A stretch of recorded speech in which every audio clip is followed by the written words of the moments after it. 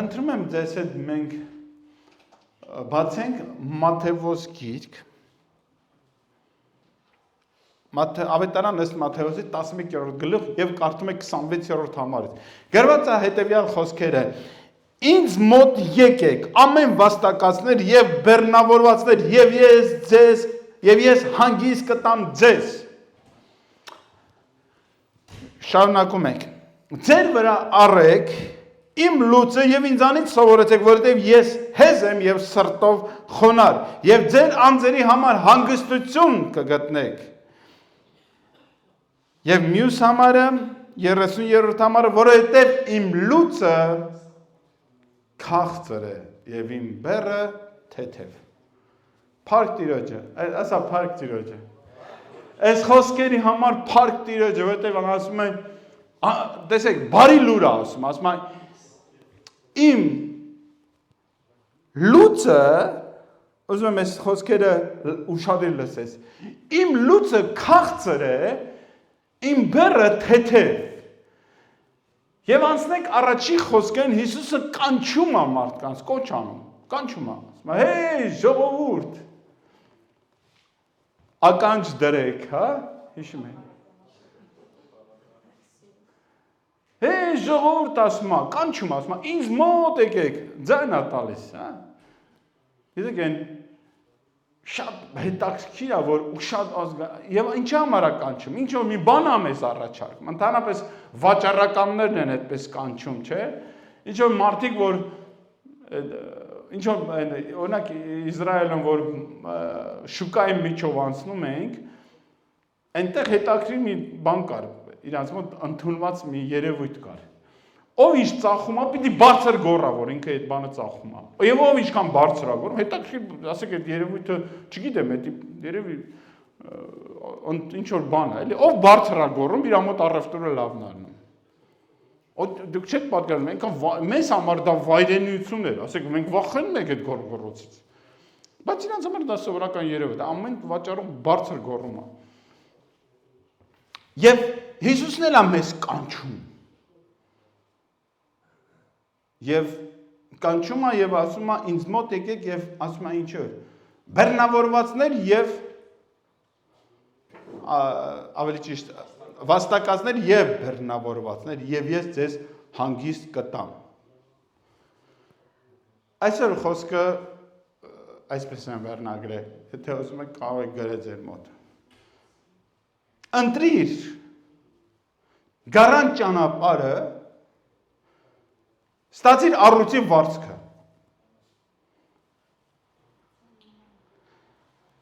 Աստվածաշունչը շատ հետաքրքիր խոսքեր ունի գրված։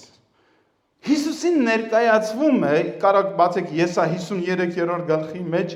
6 եւ 7-րդ համարներում ներկայացված է Հիսուսը որպես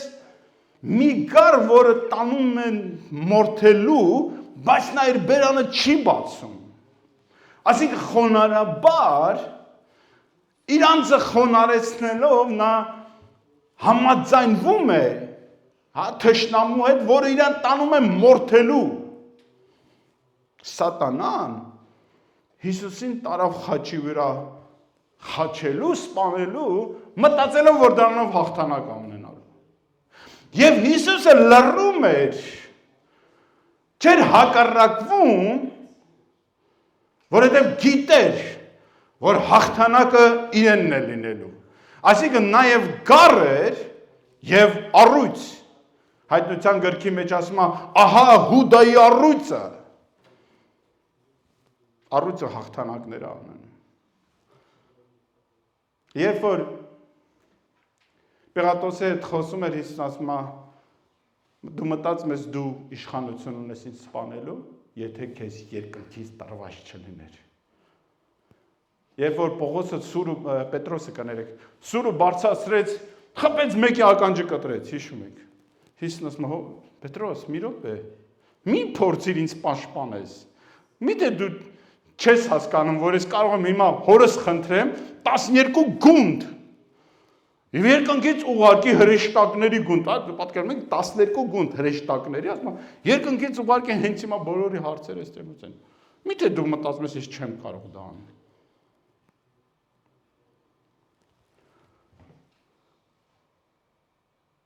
ասում է եթե իշխանություն տրված չներ, այսպեսին մեր աստվածներ, և նա գարան նման տարավ, անխոս գարան նման տարավ մորթվելու, հնազանդ, հիմա, այդ նույն Հիսուսը, ասում է ինձ մոտ եկեք, ամեն վաստակացներ և հոգնատներ և ես ձեզ հանգիստ կտամ, և ասում է, որ ուզում եմ այդ մի քանի տեղը մի քիչ ձեզ հետ և նա կանչում է հասկանալով, գիտակցելով հասթեատերներին, ում կոչ է անում։ Նա կանչում է այն մարդկանց, ովքեր հոգնած են։ Ինչից են հոգնած։ Այս կյանքից։ Այս կյանքի ունայնությունից, այս կյանքի հոգսերից։ Ժորժ ջան, եկեք մի բան համաձայնենք, էլի։ Այս կյանքը հոգնեցնում է։ Այս նորից, որպեսզի ավելի հասկանալի, եղել է որ գնում ես հանգստանում, բայց հենց վերադառնում ես, երբ պիտի աշխատանքի գնաս, զգում ես, որ հոգնած ես։ Կամ կարծես թե լավ քնել ես, առավոտը վեր ես կենում, պետք է հանգստացած ես, բայց զգում ես, որ հոգնած ես։ Եվ ինչու է Հիսուսը կոչ անում, որովհետև նա գիտի մեր սիրտը, գիտի մեր միտքը, գիտի մեր ամեն ինչը նա գիտի, ընդհանուր մարդկության, որովհետև ինքը ստեղծել է մարդուն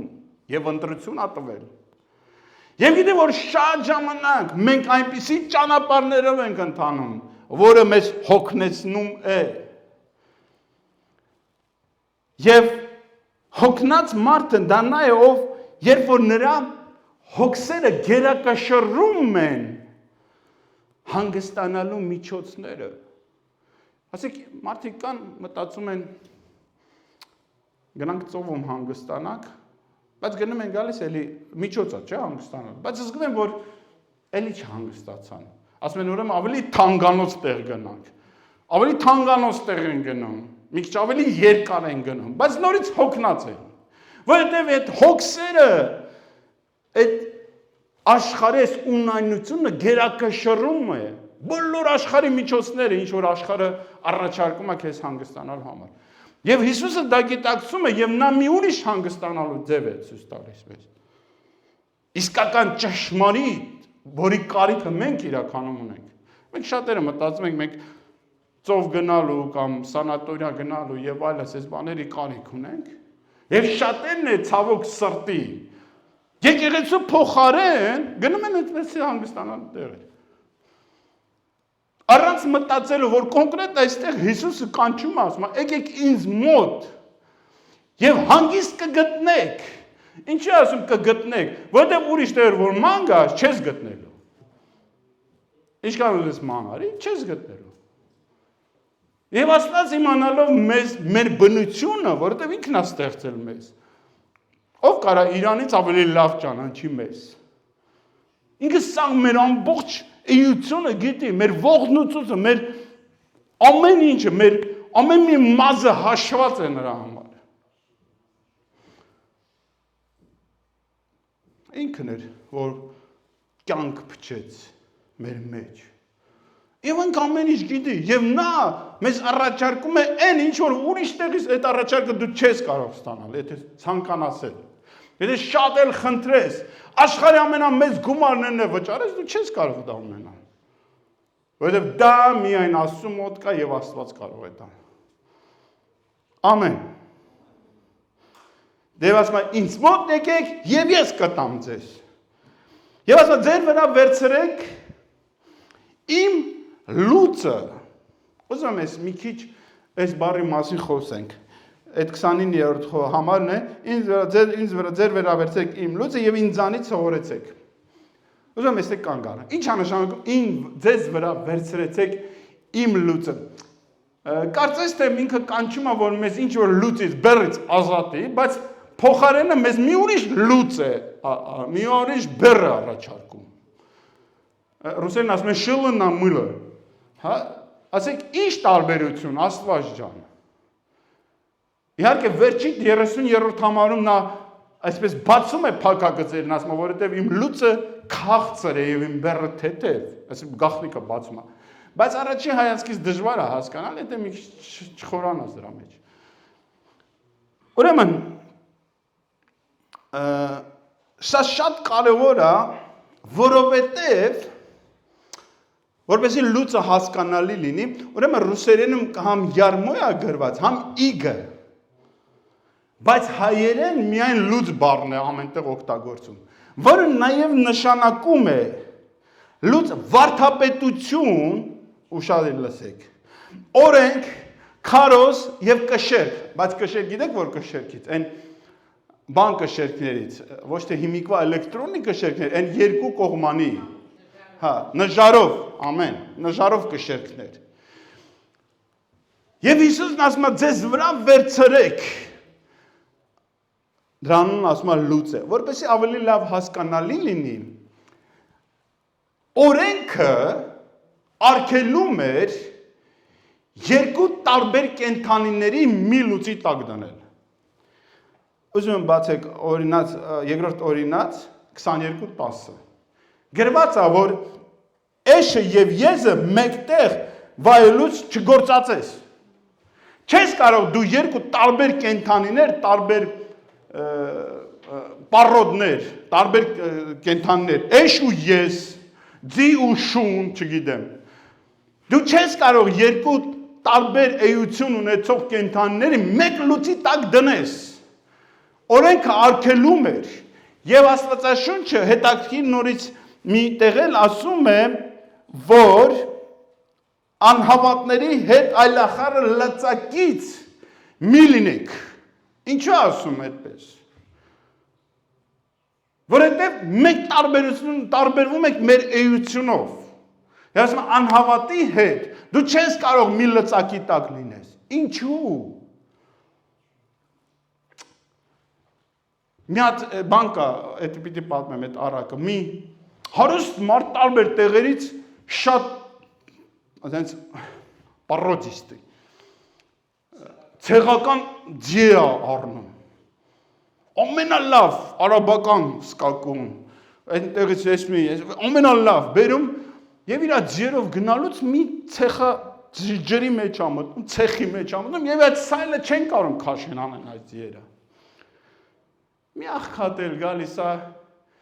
երկու ջորի կապած իրար հետ։ Գալիս այս ցեխը խփում անցնում։ Այս կայնոստում ասում է, մի րոպե, ասում է, այս ոնց ասում է, իմ այս ցեղական ձիերը այդ ցեխը չկարողացան հաղթահարել, դու այդ երկու ջորով եկար անցար։ Ասում է, որովհետև քո ձիերը ամեն մեկը մտածում է, որ ինքը լավն է, քան կողքին կապած մյուս ձին։ Իսկ իմ ասում է, երկուսն են մի ձև են, մեկը մյուսին օգնելով անցնում են։ Այս է տարբերությունը։ Դրա համար եւ Աստվածաշունչն արգելում է, ասում է, նման բան չպիտի լինի։ Եվ լուծը, երբ որ Հիսուսն ասում է, իմ լուծը ձեզ վրա վերցրեք, սա նաեւ նշանակում է նմանվեք ինձ։ Լավ, եւ ասում է ինձանից սովորեցեք։ Նաև, երբ որ դու մեկի հետ լծակից ես լինում, հա, երևի այն շների մասին էլ եք հիշում են ձուների վրա, հա, խասկաներին, հա, նրանցից էլ մեկը, իրանք մի տեսակ են, բայց մեկը միշտ ղեկավարում է։ Եվ Հիսուսը երբ ասում է ինձ լուծը վերցրեք ձեր վրա, տեսեք, ինքը փաստում է մի բան, որ ասում է, դա իրա լուծն է, և ինքն է քեզ տալիս իր լուծը, ոչ թե դու իրան։ Ուզում եմ ասել ուշալ, այսինքն դու իրա վարդապետությունն ես ընդունում, դու իրա օրենքն ես ընդունում, դու ես իրա կշերքը վերցնում, ոչ թե քո կշերքով ես չափում։ Ուզում սա հասկանաք։ Եվ ասում է ինձանից սովորեցեք։ Այսինքն ինչ է նշանակում սովորել։ Սովորել նշանակում է փորձառություն ձեռք բերել։ Այսինքն փորձանական սովորել, ոչ թե թեորիան, այլ պրակտիկա, գործնական, այո, Որովհետև ցավոք սրտի մեզանից շատերս թեյրան լավ գիտենք, անկիր ենք անում, բայց գործնական պրակտիկորեն մենք չենք ապրում դրանով։ Եվ Հիսուսն ասում է, ինձանից սովորեցեք։ Եվ ինչ ասում, ասում է, ես հեզ եմ եւ սրտով խոնար։ Ուզում եմ այս սրա մասին մի քիչ խոսամ։ Եթե ասեմ ինչ է նշանակում հեզ, մենք շատերս չենք հասկանում ինչ է հեզ։ Հեզ, ուզում եմ մի երկու բառ ասեմ, հեզ նշանակում է փափուկ, քաղցր, նուրբ։ Գիտեք, հեզությունը դա երևացող բան է։ Այսինքն մարդիկ կան, լսած կլես, չէ՞, որ ասում եք շատ կոշտ մարդ է։ Կամ ասում եք շատ քաղցր լեզու, քաղցր մարդ է։ Լսած կլինեք։ Ինչի նկատի ունեք, երբ որ մարդ խոսում, գիտեք, քաղցր լեզուն, չեմ ուզում իմ դրան անդրադառնամ, բայց Աստվածաշունչը շատ է խոսում քաղցր լեզվի մասին, չէ՞, փափուկ լեզվի մասին։ Ընդհանրապես մարդու փափկության մասին Աստվածաշունչը շատ է խոսում։ Եվ Հիսուսը, երբ որ իրան ներկայացնում, ասում է, ես հեզ եմ։ Եվ արտաքինից ես հեզ եմ։ Ինքը մենք տեսնում ենք Հիսուսի խոսքերը ամեն ինչը, նրա խոսքերը բժշկող են, նրա խոսքերը նա շատ փափուկ էր խոսում, նա իր լսարանին գիտակցում էր ում հետ էր խոսում։ Բացի դրանից նա նաև ասում է ես եւ սրտով խոնար եմ։ Ուրեմն հեզությունը դա քաղցրություն, քնքշություն, փափկություն, այս ամեն ինչը սիրելիներ, մեզանից շատերը շատ կոշտ եւ կոպիտ մարդիկ են։ Եվ ոչինչ այդպես է չսովորեցին Հիսուսից։ Մենք նույնիսկ շատ ժլատ ենք, քաղցր խոսքերը, ուղղակի խոսքերի հայերեն ոնց կլինի վեժլիվость։ Բարեհամբերություն, հա? Բարեհամբերություն, գիտեք, բարեհամբերություն, այսօր ավելի շատ աստվածային մի հատ բառ կա, չէ՞, ասում են աստվածաշնչյան մի բառ կա, խամ։ Գիտեք, որ դա խամը, այսինքն այդ բարեհամբերության հակառակը խամն է, որը եւ մտել է հասարակության մեջ որպես անտաշ, կոշտ, կոպիտ, հա? Եվ կա բարեհամբերություն, որը երբ որ մի անձնավորություն էր գրել, ասում է, բարեհամբերությունը դա մի բան է, որը քեզ համար ոչ մի արժեք չունի, բայց դիմացինիդ կողմից գնահատվում է շատ բարձր։ Հասկանում եք ինչ եմ ասում։ Ասեք բարեհամբույր լինելը այդքան է դժվար քեզ ոչ նичего не стоит, ոչ մի արժեք չունի, որ դու ոչ մի բան չես վճարում դրա համար։ Ուղղակի պետք է մտածել, տրամադրել քո սրտի մեջ, որ այսօրվանից ես Հիսուսից սովորելու եմ բարեհամբույր լինելը, հեզ լինելը, քաղցր լինելը, փափուկ լինելը, կոշտ կոպիտ չլինելը։ Սա բնավորության հետ կապված է եւ արտաքին աշխարհին սա կոմունիկացիա հետ կապված հարց է։ Մյուս կողմը Հիսուսը ինչ ասում սրտով եմ խոնար, որտեղ խոնարհությունը դա ներքին վիճակ է մարդու։ Կա կեղծ խոնարհություն, որ մարդիկ շատ բարեհաջող ցույց են տալիս, որ ես խոնար եմ։ Այդ բանը առակի նման, հա, ասում է, մեկին բան են անում, պաշտոնը եկեղեցում պարգևատրում են որպես աշխարհի եկեղեցու ամենախոնար եղբայրը, ասում է, մյուս անգամ նա գալիս է այդ մեդալը կախած արդեն հպարտանում է իր խոնարհությունով։ Խոնարը դա ներքին մարդու ներքին աշխարհն է։ Ուզում եմ մի քանի տեղ բան անեմ։ Ես շատ հաճախ եմ հանդիպել մարդկանց, որոնք թվացյալ խոնարհներ են եղել։ Խոնարհությունը շատ հետաքրքիր մի բան է, որ հեշտ է խոնարհվել այնտեղ, որտեղ որ ճարճում ես։ Ասեք, ստիպված խոնարհում ես, ասես դե լավ, ուրեմն Աստծո կամքն է խոնարհվում եմ, բայց չես կարող ոչինչ անես։ Դժվար է խոնարհվել այնտեղ, որտեղ կարող ես մի բան անել, եւ դու իշխանություն ունես։ Դա եւ հոգեվոր աշխարհում է։ Ինչու է ներքին բան։ Հիմնականում խոնարհությունը լինում է մարդու ներքին աշխարհում, որովհետեւ Աստված մեզ ընտրություն է միշտ տվել։ Եվ դու միշտ ընտրություն ունես, Երբ որ քեզ մեկը նեղացնում է, մեկը քեզ վիրավորում է կամ մեկը մի ուրիշ եւ դու իշխանություն ունես նրան պատասխանելու կամ որոշ քայլեր անելու, բայց քո ներքին աշխարհում դու խոնարհվում ես։ Եվ Հիսուսը հենց դրա մասին է խոսում էր, ասում է. Իմ լուծը վերցրեք, ինձանից սովորեցեք, ես հեզ եմ եւ սրտով խոնար։ Նրան խաչի վրա ինչ ասես անում էին, նա որ խոսում էր քաղցր էր խոսում։ Տեսել եք նա մեկին վիրավոր, ասում է հայր, ներիր սրանց, չգիտեն թե ինչ են անում։ Նա քաղցրություն էր ցույց տալիս։ Եվ իր ներքին աշխարհում նա արդեն ընտրություն էր արել խաչի ճանապարհով գնալ, ինչպես մի գառ անխոս։ Ուզում եմ դու այս ինչ որ խոսում եմ, դու ինքդ քեզ քննես։ Ասես, Տեր, ես այդպիսինն եմ, թե չէ։ Թե պարտանում ենք, թե գլուխ ենք գովում, թե մեզ ցույց ենք տալիս։ Մի բան ասեմ։ Գրված է։ Աստված ամբարտավաներին հակառակ է գնում եւ խոնարհներին շնորհ է տալիս։ Ուզում եմ ինչ ամբարտավանների մասին խոսամ։ Ամբարտավան մարդը դա նայա ով ինքը իր մասին մեծ կարծիք ունի։ Այսքան, թե այսքան, համապատասխանում է իրականությունը, չի համապատասխանում Աստված գիտի։ Բայց մարդը մի այդպիսի բնավորություն ունի։ Ինքը միշտ հայելու նայելուց ասում է չկա քեզի նման։ Դա մարդու էությունն է, իրան թվում է ինքը ամենախելոքն է, իրան թվում է ինքը ամենալավն է, որ մի քիչ հնարավորություն է ունենում։ Կներեք, էլի, եթե քո հնարավորությունները, այսօր զավեն եղբայրներ չէ, ասում է, ուղղակի մարդի ունեցվածքը իր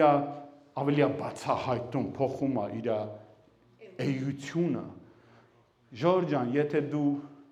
այսօր ավելի գեղեցիկ հագուստներ ես հագնում եւ դա փոխում է քո պահելաձևը, եթե ավելի գեղեցիկ մեքենա ես փոխում է, հարկավոր է մտածել, ինչա կատարում իմ ներսում։ Միթե դա է քեզ վրա ազդեցություն ունենում, թե դու Հիսուսի աշակերտն ես։ Հարց առաջանում, լիքը հարցեր։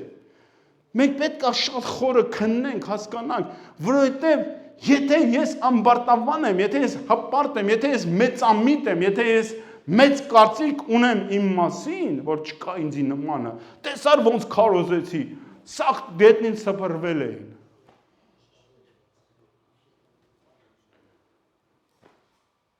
Ուրեմն, պատկերացրեք, ես շատ փոքր չեմ իհարկե ֆիզիկապես, բայց պատկերացրեք մի 3 մետրանոց մարդ է, մեկը կայնած դեմս։ Եվ ես ուզում եմ անցնեմ ինքն էլ լավ ուժեղ, ինքը ինձ հակառակվում է, ինչ է կարծում, ով կհաղթի, ինքը, լավ մեկը չի կանած, 10-ն է կանած իրանց նման, ով կհաղթի, բահոր 1000-ը, էլի ինքը, իսկ եթե Աստված ինձ հակառակվի, ինչ եք կարծում, ինձ հետ ինչ կլինի։ Իսկ մի հատ մի քիչ ինձանից ֆիզիկապես ուժեղ մարդուն չեմ ես կարող հաղթեմ անցնեմ։ Ես ոնց ասում հակառակվեմ, ոնց ասում դեմ գնամ։ Հիշիր, եթե նույնիսկ մի միլիմետր դու քո մասին մեծ կարծիք ունես, Աստված քեզ հակառակվում է։ Վայ քո օրը։ Ճիշտն ասած, երբ որ ես հայտնությունը ստացել եմ, իմ մեջ մի հատ վախ է մտել Աստծուց, որ դու պատկերացնում ես, հələ ինչ վախենալու սարսափելի բան է, այ ախպերս, այ քույրս։ Աստված ամենակարող, ամենազոր, ամեն ինչի արարիչը, հակառակ ռեսուրսներ ան ներդնում, որ քեզ հակառակվի։ Կներես էլի, ով եմ ես կամ ով ես դու, որ դիմանաս դրա հակառակությանը։ Սարսափելի է։ Եվ երբ որ մենք մեր ներսում չենք հասկանում, որ ով ենք մենք, ասում են ինձանից սովորեցեք, իմ լուծը վերցրեք, իմ վարդապետությունը, իմ օրենքը, Եվ ինձանից սովորեք, եթե դու այդ դասը չես անցնում եւ քո ներքին աշխարհում դու չես խոնարհվում, վայ քեզ։ Սա գառան ճանապարհն է։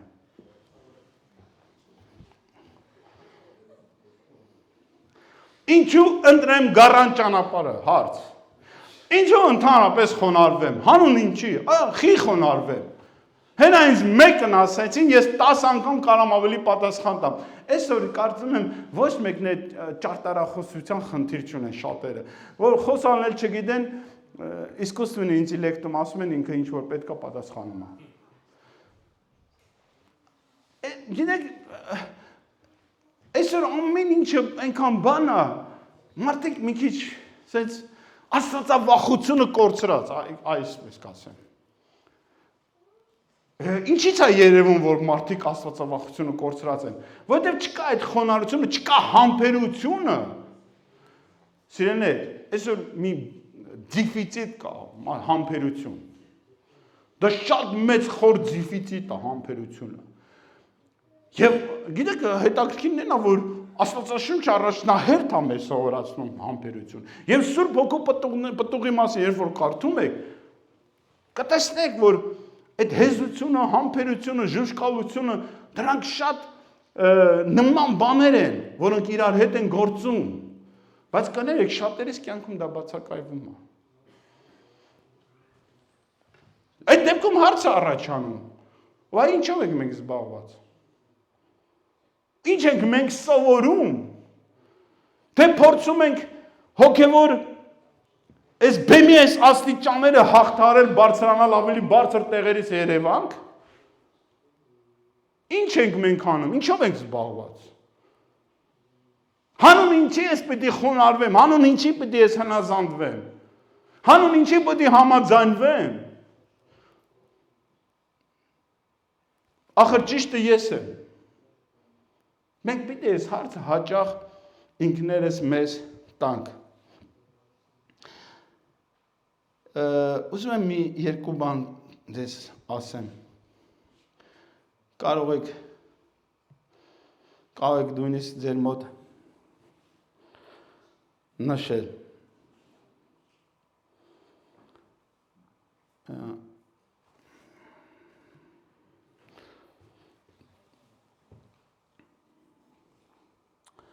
Գառան ճանապարհը դա այս աշխարհից հոգնած մարդու ընտրությունն է, որի արդյունքում նա գիտի ինչ է ստանալու, հանգստություն Տիրոջ մեջ։ Դա գիտակցելով ընտրություն է։ Երեք մենք մի անձնավորության տարել էինք, որ փրկվի։ Ռեաբիլիտացիոն ցենտր, ուրիշ քաղաքից եկել էր, մեր եղբայրից մեկը դիմավորել էր, իրան բերել էր, վերջ տարել, խոսացել, խնդրել, որ իրան առանց հերթի, այսպես ասած, առանց նախապես պայմանավորվածության ընդունեն։ Դե մեզ մի քիչ հարգելով, սիրելով, ճանաչելով մեզ ընդունեցին։ Բայց մի պահ եկավ, իր մոտ մի բան փոխվեց, դուրս եկավ դրսում, կանգնեց, ասեց, չեմ մնա ես այստեղ։ Ճիշտն ասած ես բարկացա, ինչ մեղքս թաքցնեմ։ Այնքան բարկացա, ինքն էլ իմ տարիքի տղա էր, նես չէր որ ինձանից ջահել էր։ Բարկացած իր ձեռից հեռախոսը վերցրեց հալած, ասի տուր ինձ էս հեռախոսը։ Ու ասեցի ուշադիր ինձ լսի։ Ես գիտեմ որ իրան դևերը չեն թողում, իրան սատանան չի թողում։ Իրան միտքը իմ աշխատում ալր ու տեղ չունի գնալ, բոլոր իրանից հրաժարվել են։ Ու կանգնեցրել եմ մի կողմից ասես արահետա գնում է դեպի անտառ, մի կողմից այդ տունն է, որտեղ ինքը պիտի Աստծուն ճանաչի եւ փրկվի։ Եվ կանգնեցրեց իրան, ասես կներ կոպիտ էի անում, բայց այսպես բռնած պտտում է ասում եմ, նայ այնտեղ ասում եմ։ Այնտեղ քեզ կյանք է սպասում։ Պտտում եմ ասում եւ նայր այնտեղ քեզ մահ է սպասում։ Ու պտտում եմ դեպի ինձ ասում, հիմա ասում եմ ընտրություն արա։ Փառք Տիրոջը, ինքը հետո լավ ընտրություն արեց։ Ասում եմ ոմանց վախով փրկեք։ Եվ մենք էլ ունենք ընտրություն։ Աստված իհարկե չի բարկանում, ինձ նման սես չի ֆրցնում մեզ։ բայց քո ներսում դու այդ ընտրությունը ամեն օր ունես, խոնարհվել թե չխոնարհվել, հնազանդվել թե չհնազանդվել, Աստծո լուծը վերցնել ինձ վրա, թե գնամ այս աշխարհի լուծը։ Ամեն օր, ամեն վարք, հենց ստեղից գնաս, այդ ընտրությունը քեզ ունենալու ես։ Եվ միշտ չէ, որ մենք միշտ մի տեղ կա գրված, երբ որ Հիսուսը իր երեք աշակերտների հետ բարձրանում են լեռը, հիշում եք, այլակերպության լեռը, Մատթեոս գրքի մեջ է գրված, և հանկարծ Մովսեսը և Եղիան են հայտնում Հիսուսի հետ, և երբ որ նրանք հայտնում են, դենեղ հիշում եք, այլակերպության պահը շատ գեղեցիկ, ասենց որպեսի հասկանալի լինի, իրանց աչքի առաջ հրաշք կատարում, երկինքը բացվում է։ Եվ երբ որ նրանք սա տեսնում են, ասում են Հիսուս, այս ինչ լավ էր ստեղ։ Արի 3 հատ վրան սարքենք, մեկը քեզ, մեկը Եղիային, մեկն է Մովսեսին, պատկերացրեք այնքան մարդու էությունը, չէ, իրանք իրանց համար հոգել չեն տանում, ասում են դուք ստեղ վրանի մեջ ապրենք, մենք այդպես կողքից յոլակը գնանք։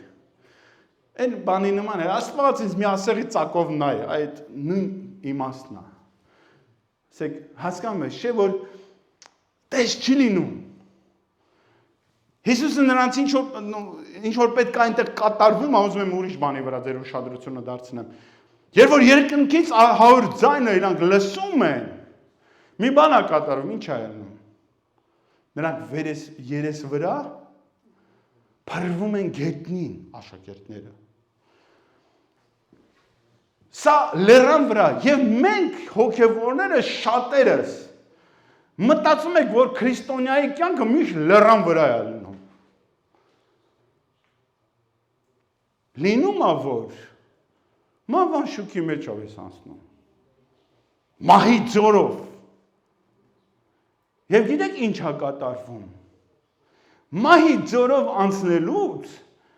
կյանքը քեզ սփռում է գետնին։ Մարդ հոգնում է, վաստակում է, հոգնում է։ Աստված ձորերի մեջ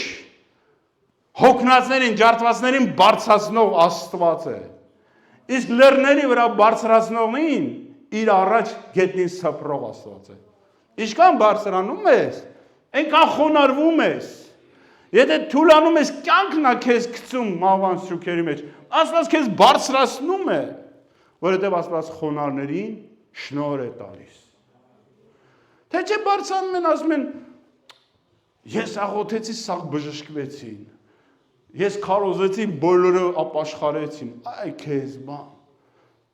Հələ դու փորձիր Աստծո ներկայության մեջ մի հատ ոտքի վրա կանգնած մնա,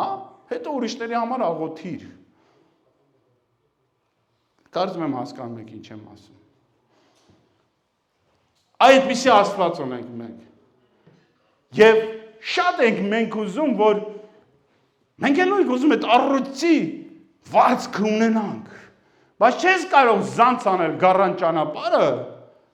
եւ ունենալ առողջի վարձքը։ Դա այդպես չի աշխատում, որովհետև հենց ինքը Հիսուսը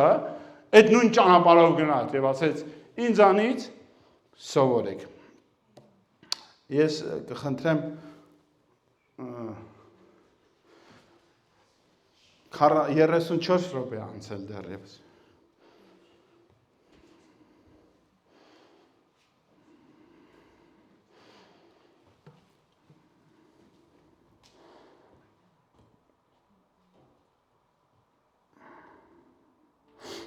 Ուզում եմ ես ամարգարության 40-րդ գլխի մեջ մի բան կարդամ, 28-ից 31, միթե չգիտես կամ չես լսել, որ հավիտենական Աստված է Եհովան, երկրի ծայրերի ստեղծողը, նա չի հոգնել և չի վաստակել, նրա հանճարը անքննելի է, նորից, նա չի հոգնել, նա չի վաստակել, բայց ասում է ինձ մոտ եկեք բոլոր վաստակացներ եւ հոգնածներ եւ ես ձեզ հանգիստ կտամ։ Զգում եք տարբերությունը։ Նա է, ուզում եմ լսեք, նա է հոգնածին ուժ տվողը, խնդրում եմ ասեք, մարդ կա, որ կյանքից հոգնել է, որոշ ոլորտներում իր կյանքի, իր ներսում բաներ կան, որ քեզ հոգնածրել են, որ քեզ տանջում են, որ կարծես քեզ համար մահվան շուք է դարձել։ Կան հիշիր։ Նա է հոգնածին ուժ տվողը եւ նա է կարողություն չունեցողին զորություն է շատացնում։ Եվ երիտասարդներին եւ երիտասարդները կհոգնեն եւ կվաստակեն եւ ընտիրները թուլությունից կթուլանան։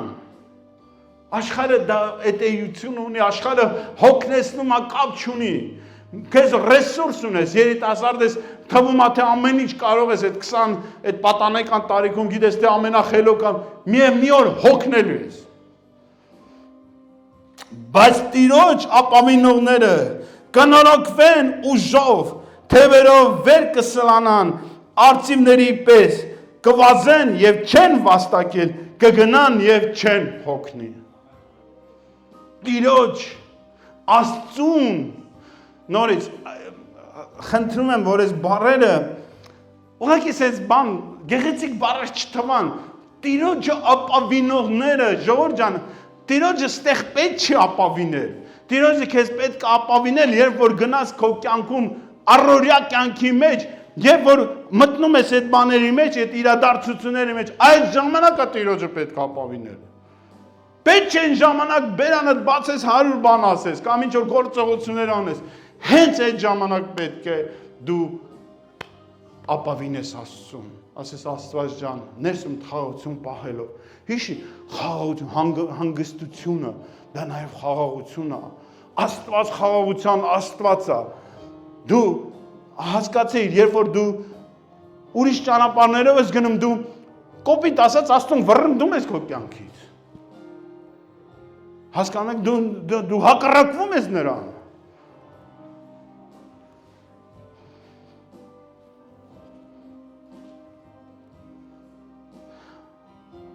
Որ Հիսուսի կներեք, Էդգար եղբայրը կարծես Փիլիպպեցիս 2-րդ գլուխ, որտեղ որ ասեց, նա մի մեծ բարձր անուն շնորհեց, եւ ամեն մի ծունկ նրա անունի առաջ պետք է ծնկի։ Բայց դրանից առաջ էլ ուրիշ բան կա գրված, ուզում եմ ես դա կարդամ։ Ձեր ամեն մեկը թող այն մտածե, որ էլ Քրիստոսումն էր։ Այսինքն Քրիստոսը գերբնական ձևով Աստված մարդ դարձավ, մարդային բնությունը ընդունեց։ Դա գերբնական բան է, դա հրաշք է, դա ոչ ոք չեն կարող բացատրել։ Եվ նա լինելով Աստված, իր մեջ այս մտածելակերպը ուներ։ Ցավոք սրտի մեզանից ոմանք չեն կարող այդպես մտածել, բայց Աստված ուներ այս մտածելակերպը եւ ասում է դուք էլ պետք է այդ մտածելակերպն ունենաք։ Եվ ասում է ձեզանից ամենը մեկը թող այդ մտածե։ Դա պատվիրանի նման է հնչում։ Ասում է դուք էլ այդպես մտածեցեք, ինչպես Հիսուսն էր մտածում։ Եվ գիտեք ինչ է ասում, որ Աստծո կերպարանքում լինելով, այսինքն իշխանություն ամենակարող Աստված լինելով, հափշտակություն չհամարեց Աստծուն հավասար լինել, այլ իր անձը ունայնացրեց, ցածրացրեց եւ ծառայի կերպարանք առնելով, մարդկանց նման լինելով եւ կերպարանքով մարդի պես գտնվելով, իրան խոնարհացրեց եւ հնազանդ եղավ մինչեւ իմաղ այնել խաչի մահ։ Ես չգիտեմ, այս ինչ մեկնաբանություն տամ այստեղ։ Ամեն բան շատ պարզ, ժողովուրդ ջան, շատ պարզ։ Ասում է այդ միտքը ունեցեք, ընտրեցեք գառան ճանապարհը, որպեսզի առույցի վարձքը ստանանք։ Թող քեզ չթվա, թե դու առույց ես։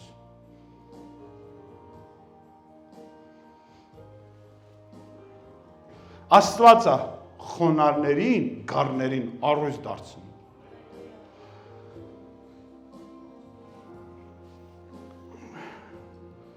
Իմ ժամանակն էլ լրացավ։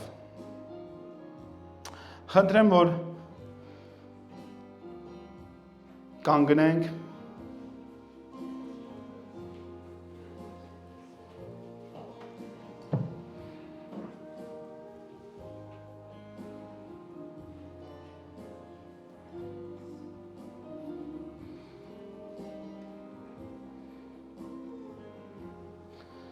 հիշեցեք Մանվան Շուքի ձորի չարչարանքները և Գողգոթա լեռան փառահեղ հաղթանակը, դա գառան ճանապարհի և առույցի վարձքն է։